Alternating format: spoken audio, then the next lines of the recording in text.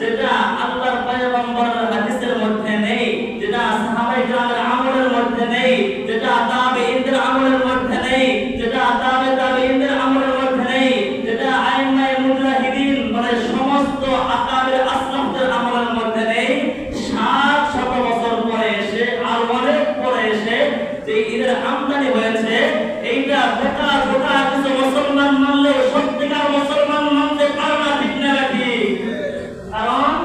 ঈদে মিলাদুন নবী। প্রথমত এটাকে বলা হয়েছে, দেখেন রাসূল সাল্লাল্লাহু আলাইহি ওয়াসাল্লাম এই পৃথিবীতে এসেছেন, রাসূল কারীম সাল্লাল্লাহু আলাইহি ওয়াসাল্লামের জন্ম হয়েছে। রাসূল সাল্লাল্লাহু আলাইহি ওয়াসাল্লামের জন্ম দুনিয়া এবং দুনিয়াবাসী, পৃথিবী এবং গোটা পৃথিবীবাসীর জন্য রহমত, ঠিক না ঠিক? রাসূল সাল্লাল্লাহু আলাইহি ওয়াসাল্লামের জন্ম এটা আমাদের জন্য রহমত না? হাজার বছরের বিধ্বস্ত মানবতা আল্লাহর পয়গম্বর সেটাকে উদ্ধার করেছেন, আল্লাহর পয়গম্বর এটাকে সজীব করেছেন, আল্লাহর পয়গম্বর এটাকে সঠিক সুন্নায় সঠিক আলোতে আলোকিত করেছেন।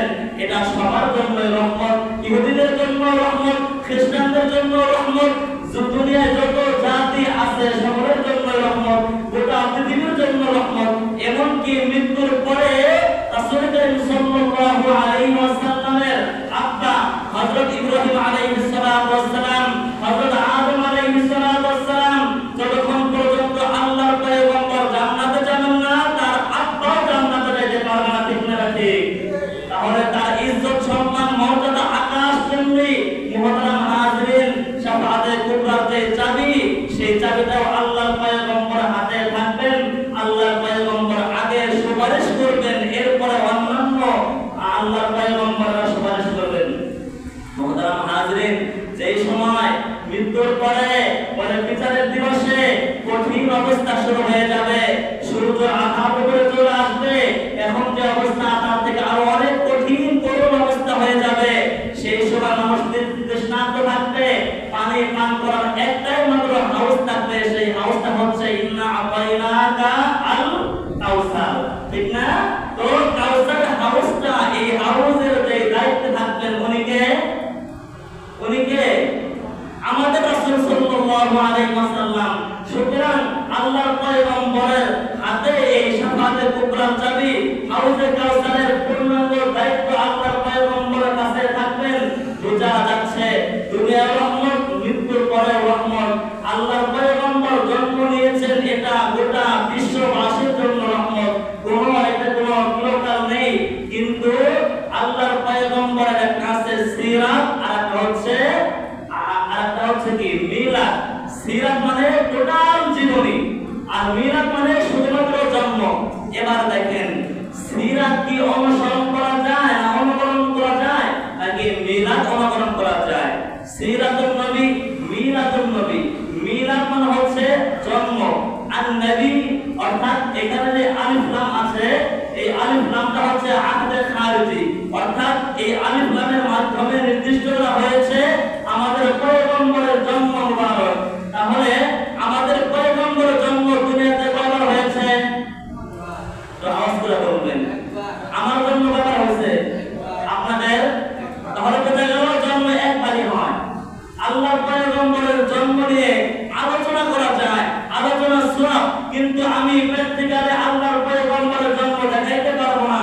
আল্লাহর পয়গম্বর তার মায়ের ওরস থেকে যখন মায়ের পেট থেকে যখন দুনিয়াতে এসেছেন, আল্লাহর পয়গম্বরের মায়ের কোনো ব্যথাই হয় নাই, কোনো কষ্ট হয় নাই। আল্লাহর পয়গম্বর চমৎকার ভাবে মায়ের পেট থেকে বের হয়ে কিবলা দিকে হয়ে সেজদায় পড়ে গিয়েছে। আমি চিত হয়ে না, কাত হয়ে না, বাঁকা হয়ে পড়ছি, আল্লাহর কথা ঠিক না ঠিক?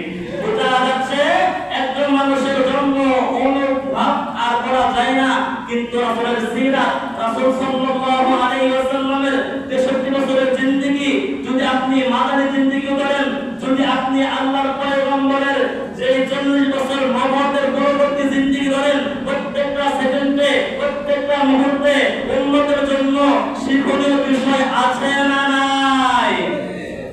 উম্মত চুল কিভাবে কাটতে আছে না?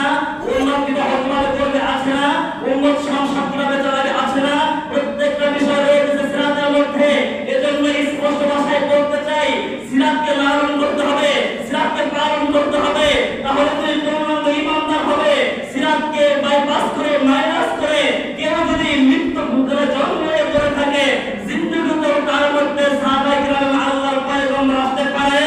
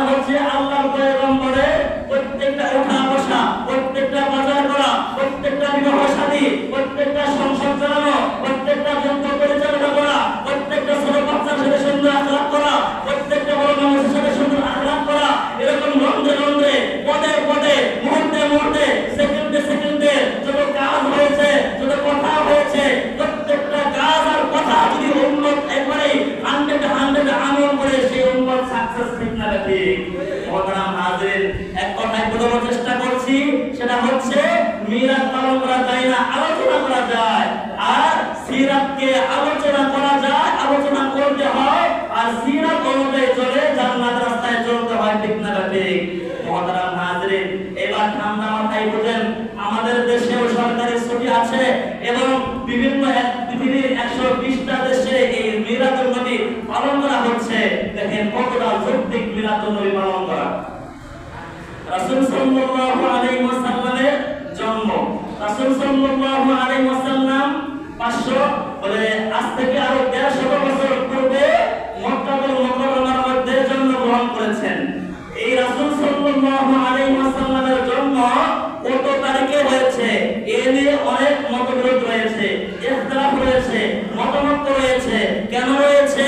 যেই সময় একজন সন্তানের তার যে জন্ম দিনের ডেটটা লিখে রাখে কারা? বড় ভাই থাকলে ভাই শিক্ষিত অথবা আব্বা আম্মা। ঠিক না ঠিক? এটা হজ করতে হবে।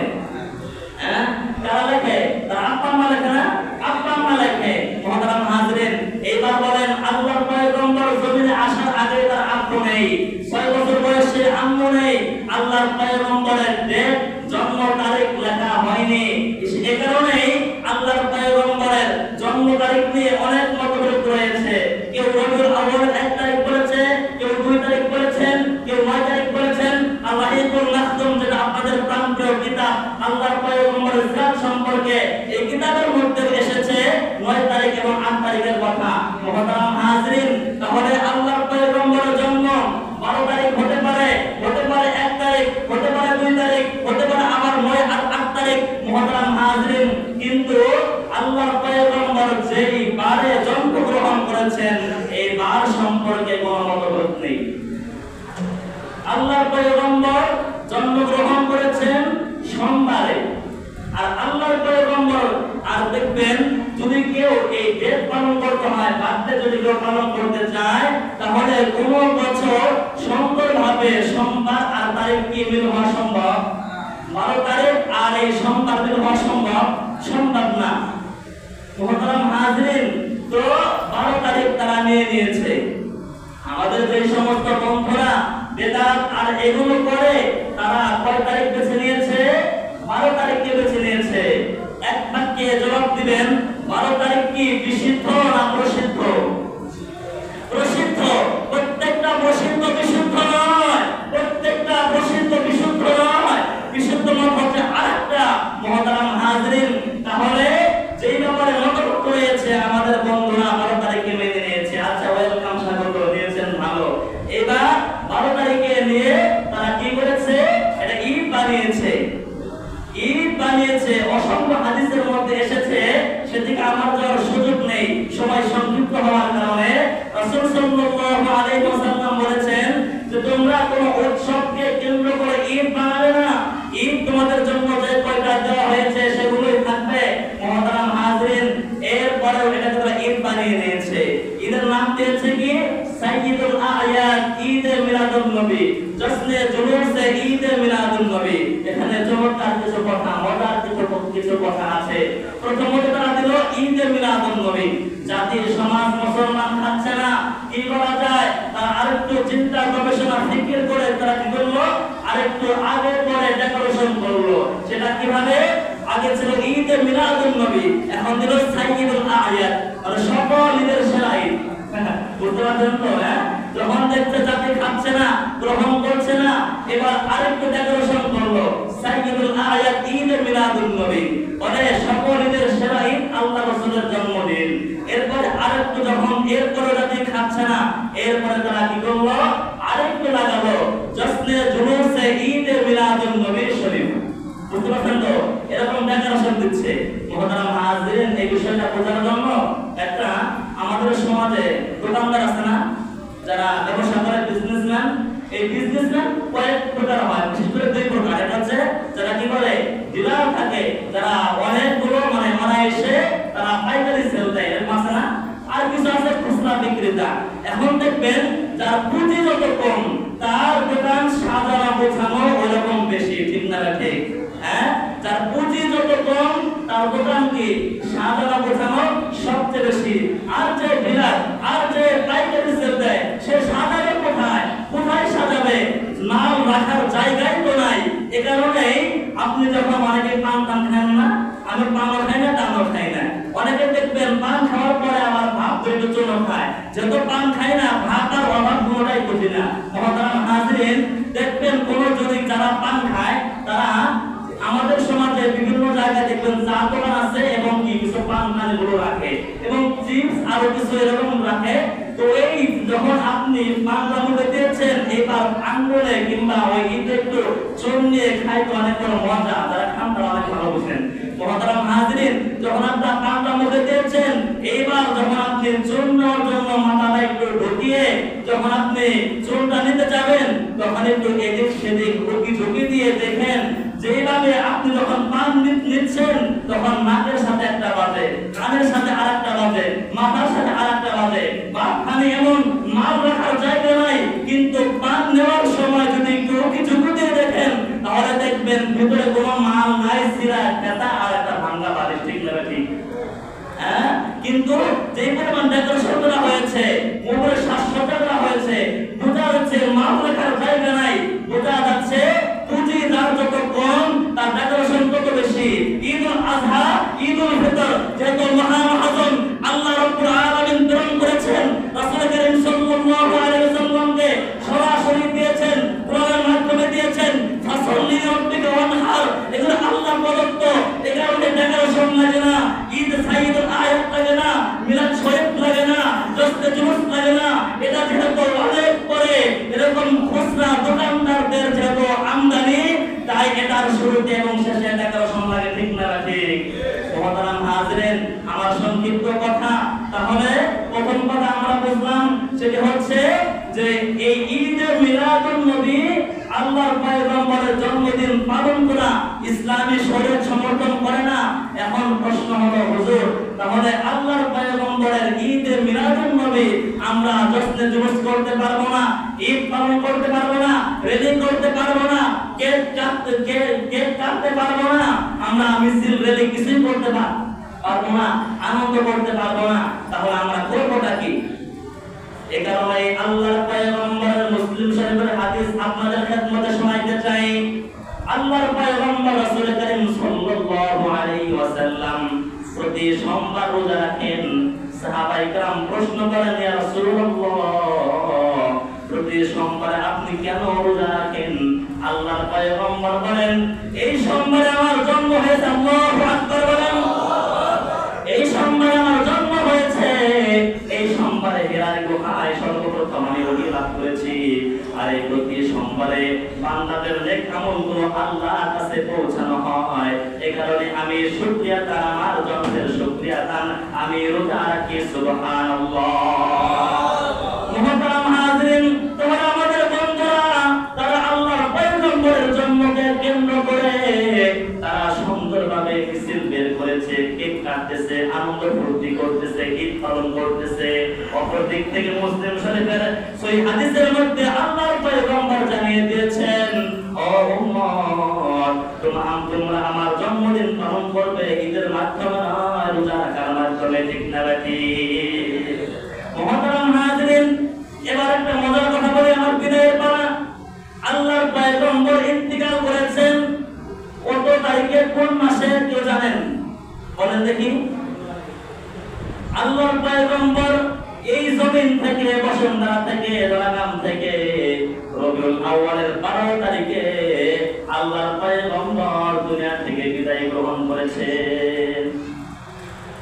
আল্লাহর পয়গম্বর দুনিয়া থেকে চলে যাওয়া, এটা গোটা বিশ্ববাসীর জন্য, দুনিয়ার জন্য, সকলের জন্য একটা কষ্টের বিষয়, একটা কষ্টকর বিষয়। এই বিষয়ে সাহাবায়ে কেরামের অনেক বক্তব্য আছে, সেদিকে যাওয়ার সুযোগ নাই। একটা কথা উদ্ধার করার জন্য আপনাদের খেদমতে বিষয়টা বলতে চাই। আল্লাহর পয়গম্বর যেই বলে, আমরা যদি ধরে নেই রবিউল আউয়ালের 12 তারিখে 63 বছর আগে আল্লাহর পয়গম্বর এই জমিনে আগমন করেছিলেন। পরবর্তী 63 বছর পরে আল্লাহর পয়গম্বর ওই 12 রবিউল আউয়ালে আবার দুনিয়া থেকে চলে গেলেন। তাহলে এবার বিবেকবান কোন মানুষ কি ওই দিনকে ঈদ উদযাপন যাপন করতে পারে নাকি? মহতারাম হাজরিন, মনে করেন আমাদের ধামরাই আমরাইলে 20 ভাইয়ের মানে 10টা ভাই আর 10টা বোন। এরা হচ্ছে সবচেয়ে সম্ভ্রান্ত, এদের টাকা পয়সার কোনো অভাব নাই। এক একজন চাকরি করে প্রতি মাসে 2 লাখ করে বেতন পায়। 10 ভাইয়ের 2 লাখ করে হয়, বুঝেন তো কত টাকার মালিক। এবং সম্ভ্রান্ত পরিবার, বোন আমার 10টা। এই 10টা বিয়ে দিয়েছে, আরো উন্নত ঘরে তারা চলে গিয়েছে। এইবার আল্লাহর কি কুদরত, আমি মিসাল দিচ্ছি, উদাহরণ দিচ্ছি। এই 20 জনের মধ্যে কারো কোনো সন্তান হয় না, নিঃসন্তান সবাই। এরকম অনেক পরে গিয়ে সর্বশেষ 10 নাম্বার ভাই যে তার একজন সন্তান হয়েছে। সন্তান মাশাআল্লাহ যেমন অনুপম চরিত্র, চেহারা এরকম লাবণ্যময়, আকর্ষণীয়, এরকম আখলাক অনেক সুন্দর। এই ছেলেটা বলে পুরা ধামরার মধ্যে না, পুরা ঢাকার মধ্যে না, পুরা দেশের মধ্যে 1 নাম্বার হয়। JSC একবারে FRCS পর্যন্ত প্রত্যেকটা ডিগ্রি সে গ্রহণ করেছে, সর্বত্র সর্বোচ্চ নাম্বার পেয়ে সে উত্তীর্ণ হয়েছে। বহির্বিশ্বে বলে লন্ডনে গিয়ে আর অন্যান্য দেশে গিয়ে সে উচ্চ শিক্ষায় শিক্ষিত হয়েছে এবং দেশের মধ্যে ফিরার পরে এই সন্তান বলে অনেক উন্নত চাকরি পেয়েছে। যেই বলে কোম্পানিতে চাকরি করে তার বেতন হচ্ছে প্রতি মাসে 10 লক্ষ টাকা। বুঝেন তো এবার? তো এই ছেলেটার যেই দিন জন্ম হয়েছিল, মনে করেন 12 রবিউল আউয়াল জন্ম নিয়েছে এই সন্তানটা। যেহেতু বলে একেবারে 20 জন মানুষ, 20 জনের মধ্যে 19 জনের কোনো সন্তান নাই, সবার টাকা পয়সা আছে, সবাই শিক্ষিত। তো তাদের মাঝে একজনের সন্তান হয়েছে, তারপর একটা, আবার চেহারা সুন্দর, আবার শিক্ষা অনেক বেশি, আবার চাকরি অনেক ভালো। এই সন্তানের বলে বার্থডে পালন হবে কি হবে না? অবশ্যই হবে, হবে না? আমাদের সন্তান হয় না? আর ইসলাম থাকার না থাক, ইসলামের মধ্যে থাকার না থাক হয়তো নাকি আমরা কি সব ইসলামের মানি? তো এগুলো ইসলামে জায়েজ নাই। তারপর আপনারা পড়েন, আপনাদের বিষয়। মহতারাম হাজরিন, তো এই সন্তানের কি হয়? বার্থডে হয়, কিন্তু ভাগ্যের লিখন না যায় খণ্ডন। এই সন্তান যখন 40 বছরে যখন পদার্পণ করেছে, এই সন্তান এদেশে যে কোম্পানিতে চাকরি নিয়েছে, তার বেতন প্রতি মাসে 10 লক্ষ টাকা। তার যে 12 তারিখে ছেলের বার্থডে পালন হবে, বাকি এখন যে তার 40 বছর, 39 বছর কিন্তু বার্থডে পালন হয়েছে। কথা বলে বুঝতে হবে। তো 39 বছর কি হয়েছে? বার্থডে পালন হয়েছে। এইবার কিন্তু এই 39 আগ পর্যন্ত ছেলে কোনো চাকরি পায় নাই, শুধুমাত্র চাচা এবং বলে কি ফুফুদের টাকা এবং বাবার টাকা দিয়ে সে তার বার্থডে পালন হয়েছে। এবার সে প্রতি মাসে কামাচ্ছে হলো 10 লাখ টাকা। চাচার তো অভাবই নাই, ফুফু তো আছেই। সবকিছু মিলিয়ে যখন 11 রবিউল আউয়াল চলে এসেছে, সবাই ধুমধাম অনেক সুন্দর কয়েক মনের কেকই বানাইছে। বুঝেন নাই কথা? শুধুমাত্র আমরাই গ্রাম না, পুরা ধামরাই ঢাকা শহর দাওয়াত করেছে, কারণ ব্যবসা তো ভিন্ন রকম। মহতারাম হাজরিন, তো সবাই বলেছে যে চাচা, ভাতিজা, আব্বু, তুমি কিন্তু যথাসময় আগেই, অনেক আগেই ছুটি নিয়ে কিন্তু আমাদের মাঝে ফিরে আসবে, তোমাকে আসতেই হবে। তো ভাগ্যের লিখন না যায় খণ্ডন।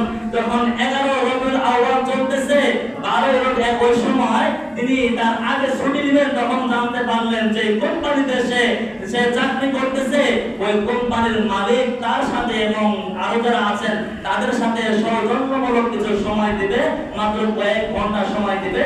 বহির্বিশ্ব থেকে তিনি বাংলাদেশে ফ্ল্যাট করবেন, নামবেন। এখন বলেন তো, তিনি যদি অনেক আয়োজন হয়, তিনি কি ওই কোম্পানি যেহেতু চাকরি করে, কোম্পানির ওইখানে কি বলে ওইখানে রেখে সে কি আসতে পারবে? হ্যাঁ, স্বাভাবিকভাবে সে আসতে পারবে না, কারণ হচ্ছে সে তো তাদের ওখানে অধীন, আর সে মাত্র কয়েক ঘন্টা সময় দেবে। এমন অবস্থায় ছেলে যখন 12 রবিউল আউয়াল চলে এসেছে, আজকে তো তার বার্থডে পালন করতেই হবে, মালিক বিদায় নিয়ে চলে গিয়েছে, ছেলেও আল্লাহর নাম নিয়ে গাড়িতে উঠেছে। তো গাড়িতে আস্তে আস্তে আস্তে আস্তে আর কিছু রাস্তা আসলে আমাদের আমরাইলে পৌঁছে যাবে। এর আগে একটা রক্তক্ষয়ী সংঘর্ষ হলো, দুইটা গাড়িতে সংঘর্ষ হয়ে আল্লাহর বান্দার বডিতে সেখানে সে পড়ে রইল, আর ইন্তেকাল হয়ে গেল। এবার যখন চলে গেল, যে গোটা সবাই জানতে পারলো যে ওই ছেলেটা তো আজকে এরকম ভাবে অ্যাক্সিডেন্টের শিকার হয়েছে, সে তো দুনিয়া থেকে চলে গিয়েছে। এইবার কি কেক কাটা হবে?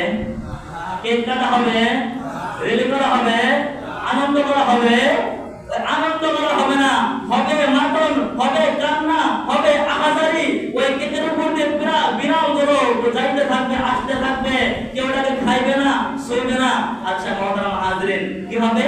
দাফন কাফন হয়ে তাকে কবরস্থ জানাজা সব করা হলো। এইবার এই বছর যেহেতু 40তম বছর তার বার্থডে পালন করা হলো না, কারণ এই বছর সে মৃত্যুবরণ করছে, কিভাবে সম্ভব? তাহলে এর পরবর্তী বছরে 12 রবিউল আউয়াল আসবে কি আসবে না? রবিউল আউয়াল মাস আসবে না? 12 তারিখ আসবে না? তো 12 তারিখ আসলে ওই পরিবার 20 জন তারা কি আবারও ওই তারিখে কেক কাটবে? সবাই বলবেন কেক কাটবে? হ্যাঁ, যদি কেক কাটে তাহলে ওই 12-20 জন কেন, যদি 24 জন হয় তারা আল্লাহ বলে তার সন্তানের উত্তরাধিকার, সন্তানের আসল পিতা মাতা, ঠিক না ঠিক? সন্তানের আসল পিতা মাতা হইলে কিসের বার্থডে? আমার সন্তান এই দিনে জন্ম নিয়েছে ঠিক, কিন্তু আমার সন্তান এই দিনে বিদায় পেয়েছে, আমি পারি না আমার সন্তানকে বৃদ্ধাঙ্গুল দেখিয়ে আমার সন্তান এই দিনে মারা গিয়েছে তারপরে আমার সন্তানের জন্য কেক কাটা কোন আকলমান বিবেকমান মানুষ করতে পারে? স্পষ্ট ভাষায় বলতে চাই, আল্লাহর পয়গম্বর 63 বছর পূর্বে 12 রবিউল আউয়াল মদিনায় জন্ম নিয়েছেন। আবার আমার পয়গম্বর 12 রবিউল আউয়াল 63 বছর পরে দুনিয়া থেকে ওফাত হয়েছে, মৃত্যুবরণ করেছে। যদি এরপরেও আল্লাহর পয়গম্বরের জন্মদিনকে নিয়ে তোমরা নাচানাচি করো, তাহলে তোমরা আল্লাহর পয়গম্বরের আশিক হতে পারো না, ঠিক না ঠিক? ভণ্ডামি ছাড়া কিছুই হতে পারে না। আল্লাহর পয়গম্বর যেদিন দুনিয়া থেকে জন্ম নিলেন সেই দিন মিছিল কিভাবে বের হয়? আল্লাহর পয়গম্বর যেদিন দুনিয়া থেকে বিদায় দিলেন সেই দিন বলে ঈদ কিভাবে পালন করা যায়? মহতারাম হাজরিন, আরেকটি মজার কথা বলে আমার শেষ। আপনারা তো এই বক্তব্যের মাধ্যমে এতটুকু বুঝতে পেরেছেন যে আমি যদি বলে ঈদ যদি পালন নাও করি, কিন্তু মানে আমি যদি অর্থাৎ আল্লাহর পয়গম্বরের মৃত্যুতে আল্লাহর পয়গম্বর দুনিয়া থেকে চলে যাওয়ার কারণে আমি যদি ব্যথিত নাও হই, আনন্দ হওয়ার কোনো সুযোগ নাই। ব্যথিত হতেই হবে, আমাকে তো দুঃখিত হতেই হবে। আর যদি আমি এমন একজন হই, অতিবারে মুনাফিক, আমি যদি ব্যথিত নাও হই, আনন্দ করার কোনো অপশন আর এখানে নাই, ঠিক না ঠিক? মহতারাম হাজরিন, দেখেন এই 12 রবিউল আউয়াল আবু বকর রাদিয়াল্লাহু আনহুর জামানায় ছিল না? এটা অবস্থা বলবেন, এটা কিন্তু জাতীয় ফিতনা। এটা কি ফিতনা? এটাকে আমি ইতিপূর্বে বক্তব্য দিয়েছি জাতীয় বিদআত। কি বিদআত এটা? জাতীয় বিদআত হচ্ছে এটা ঈদে মিলাদুন নবী, এটা জাতীয় বিদআত। এটা প্রত্যেকটা ঘরে করে না, রাষ্ট্রের সংসদ থেকে শুরু করে প্রত্যেকটা ঘরে করেছে এটা। মহতারাম হাজরিন, দেখেন আল্লাহর পয়গম্বর দুনিয়া থেকে চলে যাওয়ার পরে প্রথম কথা হচ্ছে আল্লাহর পয়গম্বর তার বার্থডে পালন করছেন রোজার মাধ্যমে, ঈদের মাধ্যমে নয়। দলিল হচ্ছে মুসলিম শরীফের হাদিস। দ্বিতীয় নম্বরে আসেন, আল্লাহর পয়গম্বর দুনিয়া থেকে চলে যাওয়ার পরে আল্লাহর পয়গম্বরের পরে যে খলিফা হয়েছেন, যে রাষ্ট্র পরিচালনা করেছেন, শাসন করেছেন, সিদ্দিক আকবর হযরত আবু বকর সিদ্দিক রাদিয়াল্লাহু তাআলা আনহু, ঠিক না ঠিক? আল্লাহর পয়গম্বরের পরে সিদ্দিক আকবরের জামানা কি এই ঈদের মিলাদুন নবী পালন করা হয়েছে? আচ্ছা, পালন করা হয় না, কারণ হলো এই বছরের মধ্যে রবিউল আউয়াল মাস ছিল না, নাকি ছিল? ঠিক না? রবিউল আউয়াল ছিল, কিন্তু 12 রবিউল আউয়াল ছিল না, মানে 11 পর 13 ছিল, 12 ছিল না, নাকি 12 ছিল? তো 12 ছিল। আল্লাহর পয়গম্বরের পরে সিদ্দিক আকবর একটা বছরের জন্য তো 12 রবিউল আউয়ালকে ঈদ পালন করলেন না। ওমর ফারুক 10টা বছর তিনি সংসার চালালেন, তার 10টা বছরের মধ্যে 12 রবিউল আউয়াল ছিল, 12 রবিউল আউয়াল ছিল, 12 তারিখও ছিল, তিনি পালন করলেন না। এভাবে আসতে থাকেন আস্তে কেউ পালন করলেন না। অনেক পরে এসে যেটা আমদানি হয়েছে ওটা আমরা মানতে চাই না, ঠিক না ঠিক? ওটা ভেজাল। মহতারাম হাজরিন, তাহলে আমরা ইনশাআল্লাহ আল্লাহর পয়গম্বরের জন্মদিন হিসেবে আমরা রোজা রাখতে পারি, আল্লাহর পয়গম্বরের জন্য দুরূদ শরীফ পড়তে পারি, কিন্তু ভান্ডামি আর বাটপারি আর জুলুস আর রেলে আমরা করতে পারি না। আল্লাহ পাক রব্বুল আলামিন আমাদেরকে তৌফিক দান করেন।